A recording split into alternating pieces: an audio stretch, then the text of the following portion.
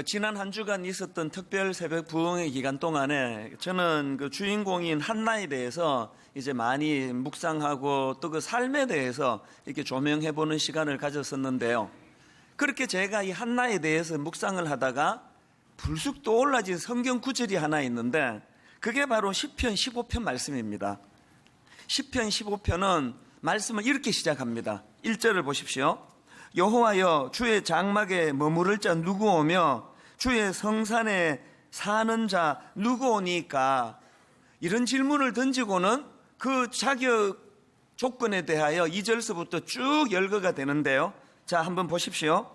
정직하게 행하며 공의를 실천하며 그의 마음에 진실을 말하며 그의 혀로 남을 허물하지 아니하고 그의 이웃에게 악을 행하지 아니하며 그의 이웃을 비방하지 아니하며 그의 눈은 망령된 자를 멸시하며 여호와를 두려워하는 자들을 존대하며 그의 마음에 서원한 것은 해로울지라도 변하지 아니하며 이자를 받으려고 돈을 꾸어주지 아니하며 뇌물을 받고 무죄한 자를 해하지 아니하는 자이니 이런 일을 행하는 자는 영원히 흔들리지 아니하리이다.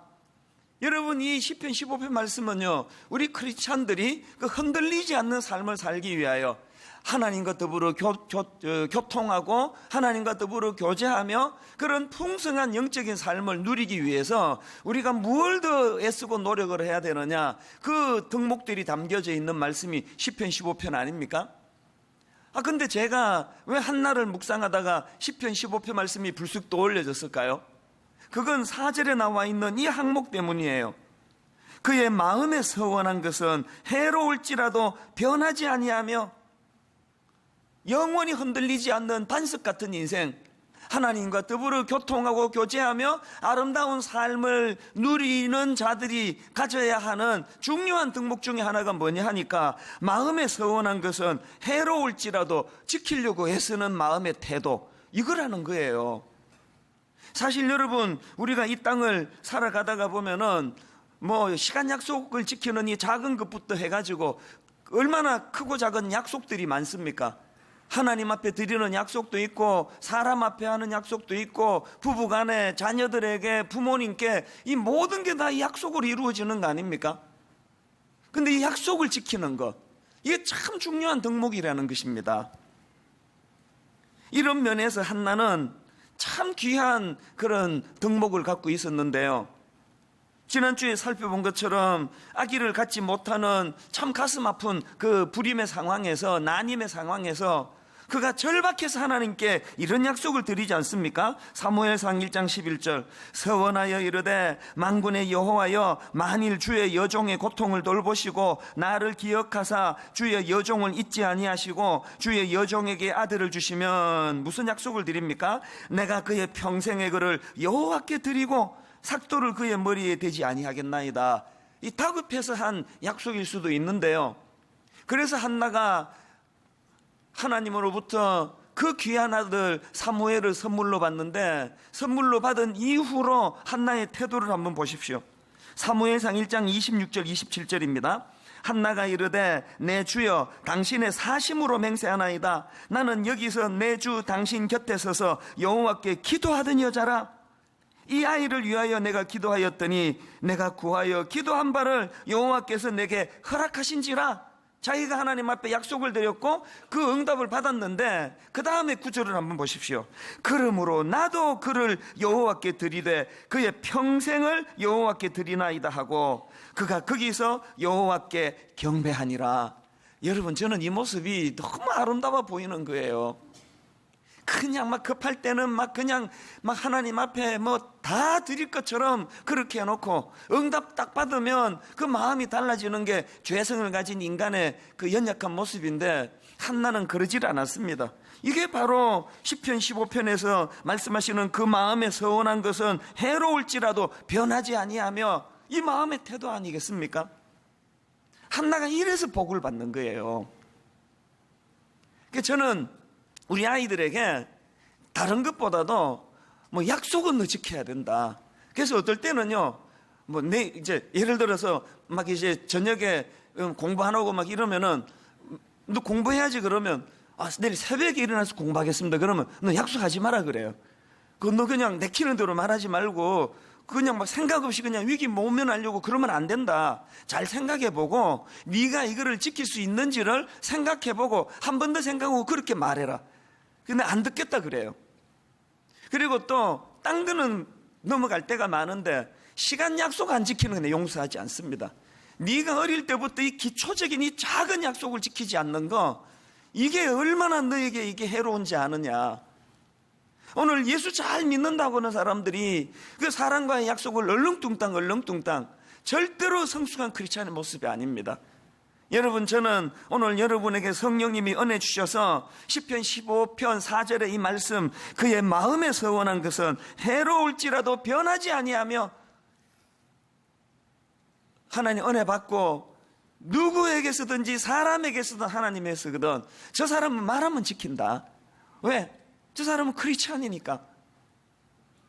한나에게서 오늘 우리 이 모습을 배워야 됩니다. 이게 왜 이렇게 중요합니까?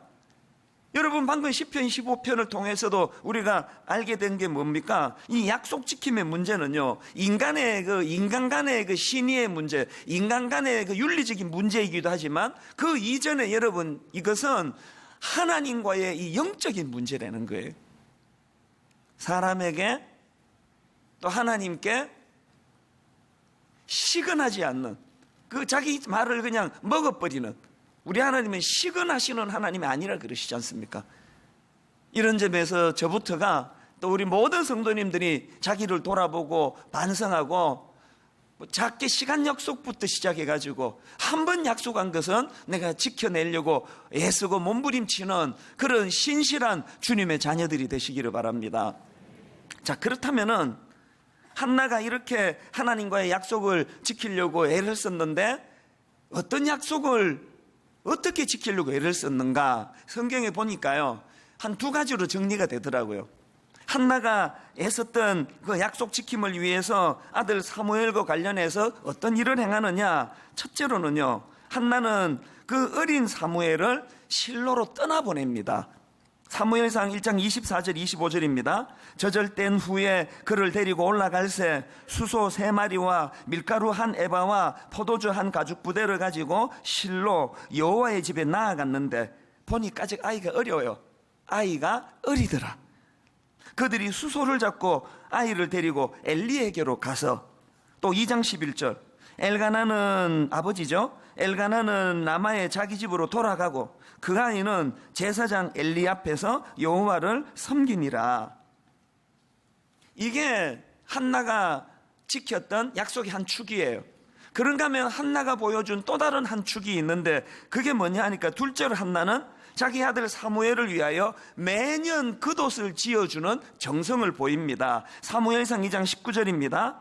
그의 어머니가 매년 드리는 제사를 드리러 그의 남편과 함께 올라갈 때마다 작은 겉옷을 지어다가 그에게 주었더니, 여러분, 여기서 한나가 아들 사무엘에게 지어준 겉옷은요, 그냥 우리가 입고 다니는 이런 외투 이런 뜻이 아니에요. 나중에 출애굽기 28장 4절을 집에 가서 읽어보시면요, 제사장의 원족격인 아론이 제사장 직분을 수행할 때 입던 옷들이 쭉 열거되는데 그 중에 하나가 이 한나가 지어준 이 겉옷이 나옵니다. 그러니까 지금 여기서 한나가 자기 아들 사무엘에게 겉옷을 지어주는 이 의미가 뭐냐면은, 아들을 하나님께 드렸는데 이 아들이 어릴 때부터 제사장으로서 훈련이 잘 이루어져 하나님께 귀히 서이는 제사장이 되도록 한나가 마음을 담고 하나님께 기도하고 그 마음을 아들에게 표하는 행위가 이 겉옷을 지어주는 거예요. 여러분, 저는 여기에서요, 이 자녀 교육과 관련된 너무너무 소중한 두 가지 균형을 제가 배웁니다. 하나는 뭘까요? 한나처럼 어떻게든 내가 어떤 해보겠다고, 내 지식으로 키워보겠다고 그냥 안달복달하는 이 태도를 내려놓고 영적으로 이 한나처럼 이 아이를 떠나보내야 돼요. 이걸 못하는 분이 너무 많아요. 점점 많대 요새. 그래서 무슨 헬리콥터 맘, 무슨 맘. 근데 기억은 하나도 안 나는데 마음은 기억이 나요. 마음, 엄마. 이 장가가고 애까지 낳았는데도 이 떠나보내지를 못하는 거예요. 결혼은요, 자녀를 독립시켜주는 거예요. 부모로부터 떠나보내는 게 결혼이래요. 결혼하기 전서부터 자꾸 이 아이를 떠나보내야 돼. 영적인 실로로 떠나보내야 돼. 내가 끼고 있어가지고 이게 일이 되는 게 아닙니다. 사실 저도 30대를 돌아보고 40대를 돌아보고 하면은요, 참 그 안달복달 했던 것 같아요. 그냥 뭐 성적이 좀 떨어지면은 또 마음이 조급하고, 이 어떻게 해야 되나, 이 목사 가정이 이 또 공부 잘해야 되는데 그 목사 가정이 왜 공부를 잘해야 된다고 생각했는지 몰라요. 내 이번에 겪어보니까요, 목사 가정이 시험에 떨어지고 공부 못하면 막 성도들이 엄청 위로를 받더라고요. 아, 이찬수 목사님 애도 재수 안 된다 막 그러면서 할렐루야 막 그러면서 위로를 많이 받아요. 우리가 이 자녀 교육을 통해서 참 많은 하나님의 마음을 배우고 또 그 믿음이 자라는 걸 아는데요, 사실 제가 이 결혼이 늦어져 가지고요, 교회를 이제 개척할 때 막내가 3살이었습니다. 막내가. 그 고위의 애가 5살, 또 그 위에 애가 8살, 이 초등학교 입학할 때 개척을 했거든요. 교회를 처음에 개척하면 막 일이 얼마나 많은지 아십니까? 새벽 기도부터 시작해가지고 수요 예배, 금요 예배, 막 북치고 장구치고 혼자 다 해야 되는 거예요. 막 눈만 뜨면 설교 준비하고, 눈만 뜨면 신방 가야 되고, 막 정신이 없을 텐데요, 하루 종일 그냥 파김치가 돼가지고 그렇게 집에 들어가면은 3살부터 8살까지가 팔 다리 붙잡고 늘어지면서 놀아줘 놀아줘 그래가지고, 야 진짜 힘들었어요. 전 그때요, 장가 안 간 신부님들 엄청 부러웠습니다. 스님도 부럽고, 막 일이 많아서 죽겠는데 그때는요, 점심 먹는 시간이 너무 아까워가지고 계속 이런 생각을 많이 했어요. 야, 이 과학이 이렇게 발달이 되어 있는데 누가 이런 것 좀 안 만들어주나? 알약 2알만 먹으면 영양이 끝, 그래서 점심 안 먹어도 저절로 막 배가 불러지고 하는 이런 알약을 누가 좀 만들어주면 좋겠다. 그렇게 정신이 없을 텐데요, 막 애들이 너무 제게는 부담이 되는 거예요. 그거 어떡합니까? 내일 새벽기도 인도해야 되는데. 그래서 집에 들어가면 옷 갈아입고 방문 걸어 잠그고 그렇게 설교하고 그러면서 그 애들이 저에게는 참 부담이었는데요, 저 요즘은 그렇게 생각하지 않습니다. 저는 반대로 할 수만 있다면 신부님도 장가가고 스님도 장가가면 좋겠다, 그런 생각을 해요. 그 남의 종교에 대해서 제가 뭐 이렇게 저렇게 말하면 안 되니까 말은 안 하지만, 왜냐 하니까요, 우리가 이 목회자가 이 자녀를 기르면서 참 많은 유익을 얻는데요, 저는 그 중에서 왜 목회자가 꼭 애를 낳아 길러봐야 된다고 생각하느냐 하면은, 첫째로요, 저는 아이를 기르면서 역지사지라고 하나님 아버지의 마음을 제가 너무 많이 알아가는 거예요. 왜 하나님을 아버지라는 호칭을 쓰게 하셨겠냐고요. 내가 아비가 돼 보니까, 아, 우리 하나님이 자식으로서 저에게 이런 걸 섭섭해 하시겠다. 아, 하나님이 자식으로 제가 이런 걸 참 기뻐하시겠다. 그걸 너무 많이 깨닫는 거예요. 예를 들면 이런 거예요. 저희 집에 애가 셋이 있는데 그 중에 큰 애가 제일 정이 많아요. 그리고 저한테 사랑의 표현도 큰 애가 제일 많이 해요. 종종 이런 이야기를 합니다. 아빠, 저는 아빠가 제 아빠인 것이 너무 감사해요. 야, 이런 이야기 한번 들어보세요. 이거 뭐 그냥 뭐 마음이 녹습니다. 최근에도 얘가 하는 이야기가, 저는 아빠가 진심으로 존경스러워요. 그런 이야기를 하는 거예요. 그래서 제가, 너 용돈 필요하니? 걔가 용돈 때문이 아니고 수시로 제가 이제 힘들게 참 애쓴다는 걸 느끼는지 어쩐지 저를 많이 위로를 해줘요. 그것도 참 고마운데요, 진짜 우리 큰아이에게 내 고마웠던 적이 한 번 있습니다. 한 번은요, 무슨 일인지는 잘 모르겠습니다. 늦은 밤에 그 막내 동생을 지방으로 데리고 들어가더라고요. 보니까 뭐 심각한 얘기를 나누어요. 근데 거기에 뭐 부모라고 껴들면 안 되잖아요. 보니까 이제 우리 막내가 지금 사춘기에 이제 한 중간에 있거든요. 보니까 뭐 인생을 논하는 것 같아요. 세상 그렇게 살면 안 된다. 뭐 이제 이런 이제 큰 누나로서 막내 동생을 이제 훈계하는, 나중에 들어보니까요, 부모들 다 잠든 이후에도 밤 늦게까지 뭐 오랜 시간을 그런 대화를 가졌대는데요. 이 녀석이 그 다음 날이었나 며칠 지났은가 그 얘기를 하면서 하는 이야기가 뭐냐 하니까, 그날 밤 너무 유익했다는 거예요. 거기까지만 얘기하지 뭐라고 한마디 더 붙이면 저랑 비교하는 거니까. 사실은 아빠가 늘 하시는 이야기, 아빠랑 똑같은 이야기를 누나가 했는데 아빠가 할 때는 다 잔소리로 들렸는데 누나가 할 때는 마음에 쏙쏙 와닿더라는 거예요. 그 나쁜 놈이 꼭 그 말을 해야 되겠습니까? 근데 제가 그 이야기에 감동을 받은 게 뭐냐면, 누나한테 이 녀석이 감동을 받은 게요, 진심으로 자기를 위해서 권면하면서 누나가 막 울더라는 거예요. 막 눈물을 흘리면서 자기 동생을 위하고 권면하는 그런 이야기를 하고, 그 막내 철없는 녀석이 실제로 그날 누나한테 자기가 큰 도움을 받았다 그러니까요. 걔가 저 위해주고 참 고마운 게, 제가 이 새우깡을 좋아하면 얘는 나가가지고 꼭 그 사다 갖다 주고, 용돈 아껴가지고 저 좋아하는 이런 아이스크림 사다 주고, 이런 고마운 일을 하는 큰아이지만 그날 막내 얘기를 들으면서 얘 낳고 제일 고마웠던 날이에요. 그러면서 제가 하나님의 마음을 또 깨닫는 거예요. 하나님은 우리가 하나님께 헌금 많이 드리고 하나님께 봉사 많이 하고 이런 것들도 기뻐하시지만, 하나님은 우리끼리 잘 지내는 거, 제가 여러분을 잘 섬기고 여러분이 또 여러분의 성도들을 서로 사랑하고 우리끼리 알콩달콩 위해주고 잘 지내는 이거를 하나님이 참 기뻐하시겠구나. 그러고 나니까 제가 하나님 사랑하는 마음으로 제 아내를 더 사랑하게 되더라고요. 왜? 제가 제 아내를 용납하고 용서하고 사랑하는 그 행위가 이게 하나님께 행하는 거룩한 행위가 되더라고요. 특세기간 내내 그랬지만 어떻게 해서든 힘들고 엿새 동안 애쓰시는 성도들에게 정말 좋은 말씀으로 전하고 싶은 그 애절한 마음을 가지는 이것도 여러분을 위하는 마음이 곧 하나님께 영광이 되더라는 거예요. 이런 깨달음을 다 자식 키우면서 이게 깨닫는 그 교훈 아닙니까? 그런가 하면은 자식을 키우면서 얻는 유익이 또 한 가지가 더 있는데요. 여러분, 우리가 이 자식을 키우는 과정에서 이 하나님께 위임한다는 것이 뭔지를 배워간다는 거예요.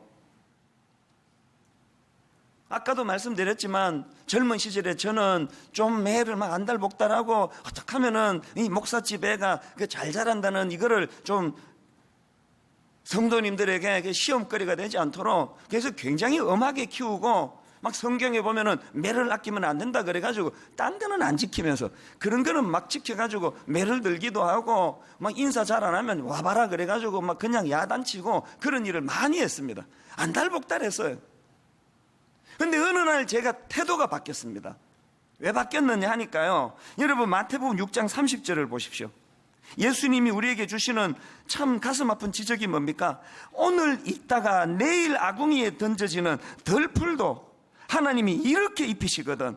하물며, 전 이렇게 읽었습니다. 너희 자식일까 보냐. 오늘 있다가 내일 아궁이에 던져질 덜풀도 하나님 입히시고, 저 이름 없는 새 한 마리도 함부로 떨어뜨리지 않는 하나님이 네 자식 내가 제대로 못 인도할까봐 그렇게 안달복달하냐. 이 믿음이 없는 목사야. 그 다음 누가복음 11장 13절에도 보니까 너희가 악할지라도 좋은 것을 자식에게 줄 알거든 하물며 너희 하늘 아버지께서 구하는 자에게 성령을 주시지 않겠느냐. 너는 맨날 강단에서 성령 충만해라, 하나님 의지해라, 그렇게 떠들고 설교하는 목사면서 왜 너 자식에 대하여 성령님이 너 자식을 인도해 주신다는 이 믿음은 내게 없느냐. 제가 이 말씀의 깨달음을 얻고요, 진심입니다. 지금은 제 아이들을 바라보는 내 태도가 완전히 달라졌어요.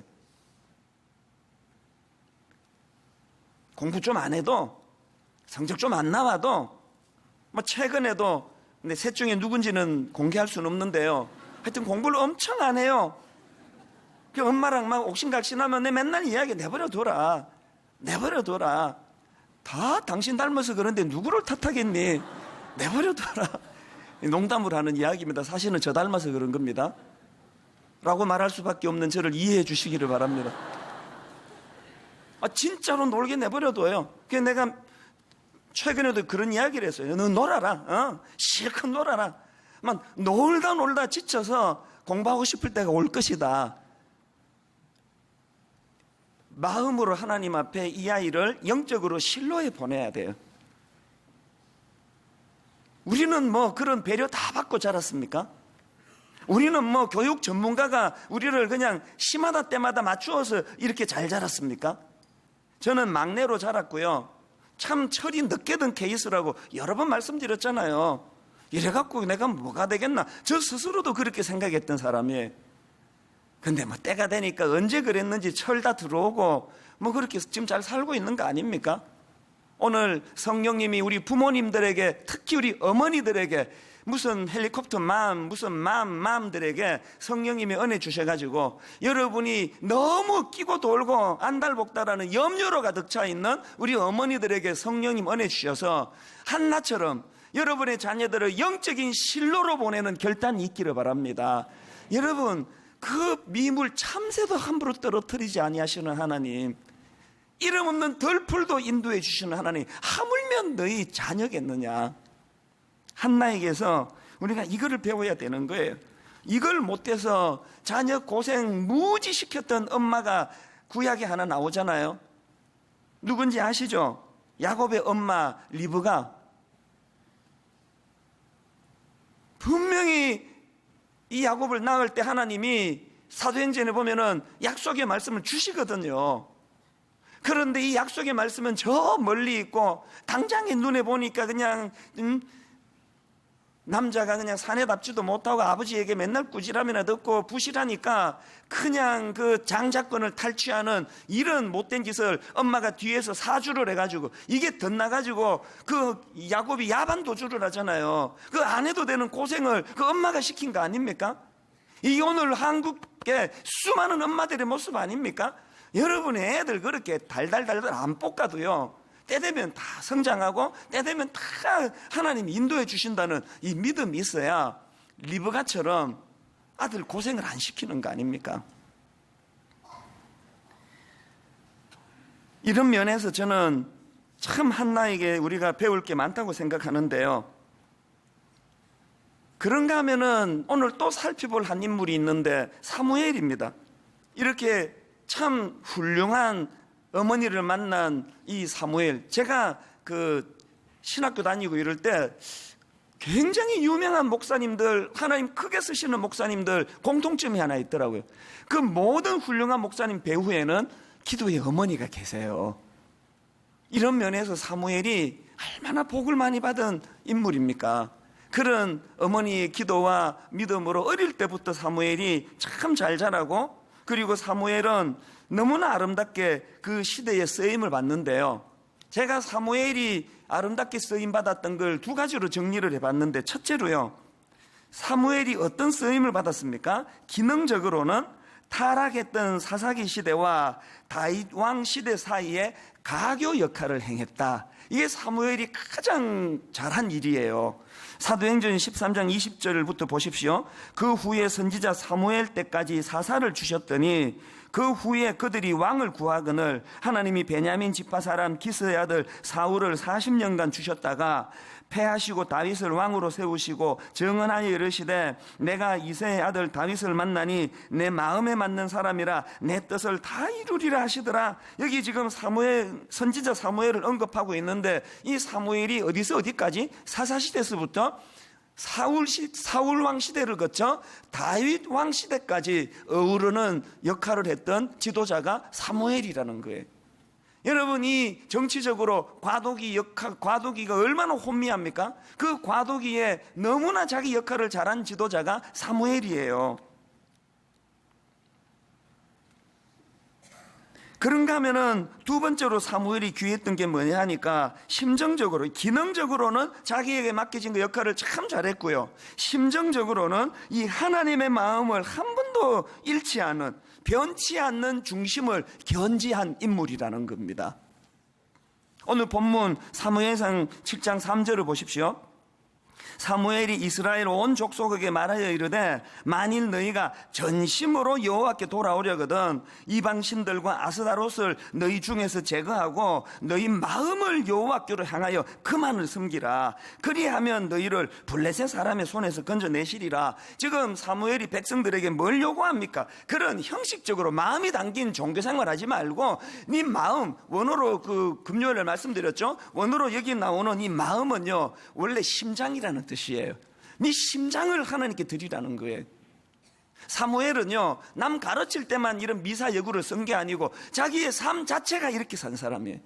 제가 사무엘을 참 귀하게 보는 게 뭐냐면은 사무엘은 여러분 어려운 과도기에 큰 역할, 백성들이 자기를 그렇게 따름에도 불구하고 한 번도 사무엘은 자기가 왕 노릇하겠다고 자기 궤도를 이탈해 본 적이 없어요. 욕심을 내본 적이 사무엘은 한 번도 없습니다. 이 귀한 거 아닙니까? 이건 신약의 예수 그리스도를 예비했던 세례 요한하고 이게 똑같이 닮은 점이에요. 세례 요한도 오실 예수 그리스도를 예비하는 그 역할을 감당하면서 한 번도 세례 요한은 이상의 것을 탐한 적이 없습니다. 욕심낸 적 없습니다. 자, 요한복음 1장 20절에서의 세례 요한을 보십시오. 요한이 드러내어 말하고 숨기지 아니하니 드러내어 하는 말이 나는 그리스도가 아니라. 이 얼마나 귀한 모습입니까? 요한복음 1장 23절에도 보니까 이르되 나는 선지자 이사야의 말과 같이 주의 길을 곧게 하라고 광야에서 외치는 자의 뭐라고 말합니까? 소리로다, 소리.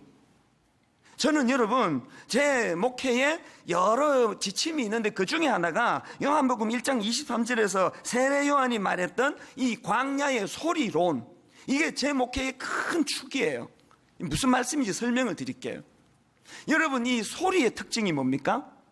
소리는요 주인이 지금 제가 이렇게 설교하듯이 의사 전달을 하고 나면 소리 없이 사라져 버리는 게 소리의 특징이에요. 그런데 의사 전달을 주인이 했는데 안 없어지려고 애쓰는 이게 에코예요. 음향 전문가들이 방송 잡을 때 제일 신경 쓰는 게 에코 죽이는 거예요. 체육관 저 에코 잡느라고 우리 봉사하는 전문가들이 얼마나 수고했는지 아십니까? 거의 다 잡았잖아요. 체육관에 가면 에코가 잘 안 죽어요. 이미 자기 의사가 전해졌고 주인은 그 다음 말을 하고 싶은데 안 죽고 맴돌고 있으니까 여러 붐붐붐붐붐붐붐붐 그러면서 의사 전달이 잘 안 되는 거 아닙니까? 여러분 저 체육관의 소리도 잡아야 되고요, 체육관의 에코도 잡아야 되고 우리 마음의 에코도 잡아야 돼요. 그 제 마음에 이 광야의 소리론, 저는 아직 은퇴하기 많이 남은 50대 중반밖에 안 돼 70살까지 목회하게 돼 있거든요. 시무투표에서 어떻게 될지 모르는데 하더라도 여기서 안 되면 또 너희들 교회 개척해가지고 또 새로 하면 되는 거 아닙니까? 뭐 어느 교회에서든 제가 70살까지는 현역으로 제가 섬길 거거든요. 많이 남아있는데 저에게 아직 기간이 많이 남아있는데요, 저는 50살이 내 인생의 전반전, 51살부터 내 인생의 후반전이에요. 50이 넘어가면서부터 저는 이 광야의 소리론을 마음에 담기 시작했어요. 그래서 저는 지금도 기도해요. 하나님, 제가 광야의 소리가 되기 원합니다. 하나님, 제가 하나님 아버지의 스피커가 돼가지고 하나님 원하실 때 마음껏 소리로 전달이 되는 역할을 다 감당하기 원합니다. 그리고 제 역할이 끝날 때 미련 없이 뒤도 돌아보지 않고 소리 없이 사라지기를 원합니다.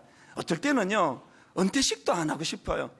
오후 예배 마지막 설교 오후 딱 끝내고 그렇게 하고 제가 없어지기를 원합니다. 그러기 위해서 지금부터 기도하는 거예요. 아버지, 광야의 소리가 되기 원합니다.